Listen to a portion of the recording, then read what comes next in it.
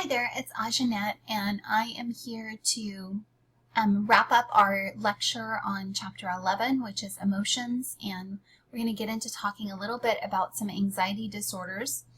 And so anxiety disorders are essentially kind of maladaptive fear that is experienced kind of for irrational or illogical circumstances. In other words, it's not necessarily justified. So the difference between fear and anxiety is fear has kind of a target stimuli, and anxiety really isn't due to a specific circumstance. It's just kind of a more general, untargeted sense of dread. And so panic disorder starts, and I think I mentioned this in the very beginning when we talked about that autonomic response. A panic attack can create this heightened sense of fear and anxiety, and so when people have multiple panic attacks, they can actually start to become fearful of having another panic attack, and then that fear of having a panic attack might elicit a panic attack, which then could exacerbate the fear, and it can create the snowball effect and become what we call panic disorder, where they have frequent recurring anxiety and panic attacks that are characterized by that rapid breathing, that accelerated heart rate, sweating, trembling, and they literally feel like they're dying. Women have it more often than men, and we see it both in teens and young adults. There could be a genetic factor in terms of we do see it running in families. Also, we see it more commonly in people that are double jointed, which is interesting for me because my daughter has like this social anxiety and she's double jointed. So, and then the hypothalamus, which kind of directs that autonomic nervous system, abnormalities in that are linked to a panic disorder and other anxiety disorders. And then GABA, which is an inhibitory neurotransmitter, so it kind of calms the nerves down and deactivates them. We find that people that have lower levels of GABA, which aren't getting that calm down message, actually have higher rates of anxiety and panic disorder. And then they also have that orexin is at elevated levels. And if you recall, that orexin is associated with alert activity, and it's an important part of our sleep regulation. So another disorder that's truly not an anxiety disorder, your book categorizes it as an anxiety disorder, but it's really a stress disorder. It's post-traumatic stress disorder. And back in the day, this was originally studied as shell shock associated with soldiers that came back from, that came back from war. And these people had like flashbacks, and they had strong memories associated and nightmares associated with the trauma that they experienced in war. So the key with post-traumatic stress disorder is it's post-trauma. So it follows some sort of traumatic event. Although we associate it quite often with veterans and combat veterans in particular, it's not always associated, or it's not always due specifically to war. In fact, the most common cause of PTSD is car accidents here in the United States, and for women, it's rape. So know that there's other traumatic events, and it involves some serious reactions. Not all people who are exposed to trauma actually develop PTSD. Women are more likely, children are more likely. People that have a smaller hippocampus seem to be more vulnerable, and amygdala damage also seems to put you at risk. So when we talk about anxiety, anti-anxiety medications are called anxiolytics, or kind of relieving anxiety. And the most common are benzodiazepines like Valium or Xanax. And what they end up doing is binding to GABA, and so it allows GABA to take greater effect. And remember, GABA is inhibitory, so it calms those nervous systems down, specifically in the amygdala and hypothalamus and the midbrain, which are all kind of key areas for that autonomic nervous system response. And based on that, we're less likely to avoid certain activities. It keeps us more relaxed, and it increases our social engagement. But the side effects are it can cause sleepiness, it can cause some memory challenges, and some people become addicted to those medications. So another way that people try to relieve anxiety is through alcohol, and alcohol does in fact have GABA, it does impact your GABA receptors, but in smaller doses. There is a particular drug, the RO 154513, that actually is blocking the effects of alcohol on the GABA receptors to kind of make people sober up, because that same GABA, that, you know, that liquid courage effect, it also kind of gets you drunk at the same time, and it causes you to be intoxicated. So this one experimental drug has been shown to maybe help people sober up, so alcohol doesn't have that effect, but you know, there's fear that people would abuse it, so they've never marketed it or distributed it. Another way to treat anxiety is through systematic desensitization or exposure to the item that you're afraid of. And if you can, you know, gradually reduce people's fear, we call that extinction. So we want to eliminate. You can never totally eliminate it because it's still hidden in your unconscious long-term memory. But that being said, we can certainly minimize your behavioral response to the fear and anxiety. If we want to try to extinguish that anxiety, though, or that behavior, the closer we can do it to the development of the anxiety, the better. So the sooner you can get the treatment, the better.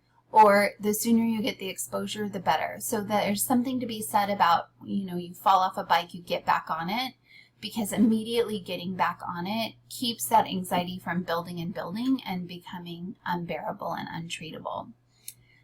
So another area of important emotional investigation is looking at kind of stress and the relationship between stress and health. And in science, we look at kind of what we call behavioral medicine. And behavioral medicine looks at, you know, the behaviors that impact our health and well-being, like diet, smoking, exercise, stress. So the things that we kind of choose in our lifestyle that may influence our health and well-being. And emotions certainly can influence that. So overall, stress is when the body is exposed to any kind of harm or threat. And Hans Selye, which we'll talk about in a minute, he defines it as any demand or on the body or any change that you're exposed to. But what happens is this stress response, it's a physiological change and arousal response, and that's facilitated through that autonomic nervous system. Stressors themselves are the triggers. So the stress we typically will think of as the response, and then the stressor is the trigger or the cause of the stress.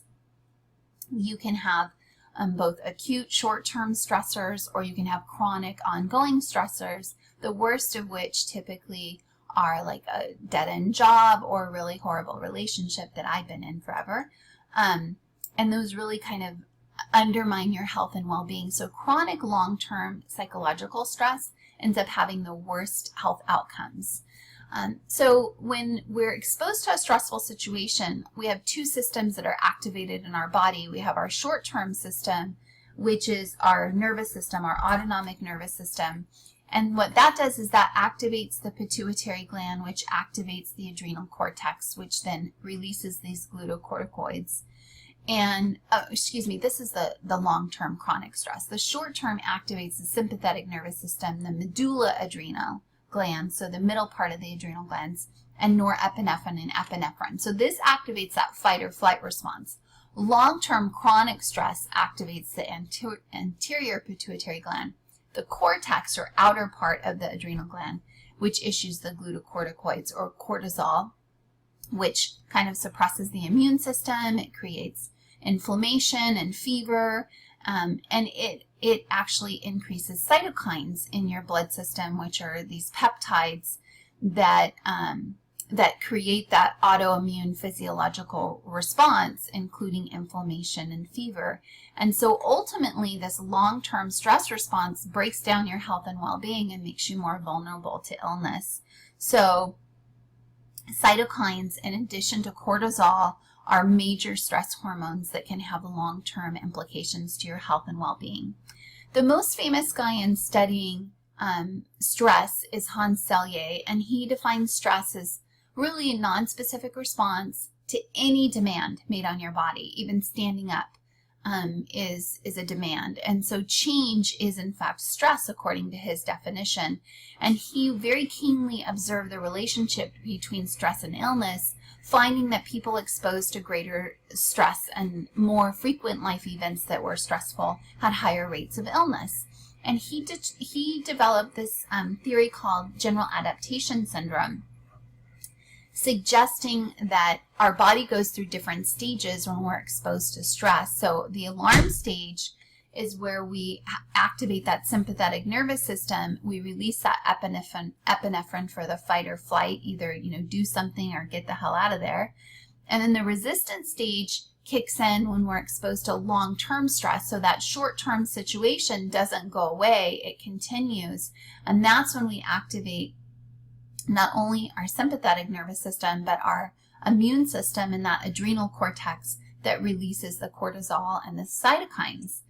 And that gives us that stage of prolonged alertness and endurance, but it also takes a toll on our body, which leads to the final stage, and that's the exhaustion stage, where we really don't have the energy to cope anymore. This often occurs after we've endured the stress. So like finals are coming, you have these major cram of papers and assignments that are due, and then preparation for your finals, and you're resisting, maintaining, and then you get to the very end and you're just completely exhausted. And you might find yourself sick at the end of a semester, you might find yourself sleeping for a couple of days trying to catch up, because it's your body's way of trying to recover from that extended chronic stress exposure. So in the 1950s, Hans did a lot of research, and he was looking at kind of that role of the adrenal system. And what he found that there's those two different stress responses, and his focus was primarily on that long-term chronic response, looking at the role of the corticoids in that anterior pituitary gland, where the cortex is releasing the corticoids and the cytokines. And he really didn't pay a lot of attention to the short-term stress response. So his focus was really, how does long-term chronic stress impact us? And he was able to establish the fact that we do have higher rates of both psychological and physical illness when we're exposed to chronic enduring stress. And those stressors can be psychological, like losing a job or ending a relationship, but they can also be physical as well. And so he felt like our stress responses are very complex, right? But the more frequently we're exposed to stress, the greater our risks. So an alternative view is Sapolsky, and he looks at, the stress that we're dealing with now as kind of this prolonged, chronic, ongoing stress. It's not like the stress that we dealt with in evolutionary times where it was short-term, life-threatening. We needed to respond to it and get over it. But we just have these inescapable issues that are with us forever. And so that's really what activates that general adaptation syndrome. And it can result in complete exhaustion or burnout, as we call it, where we're just completely wiped out.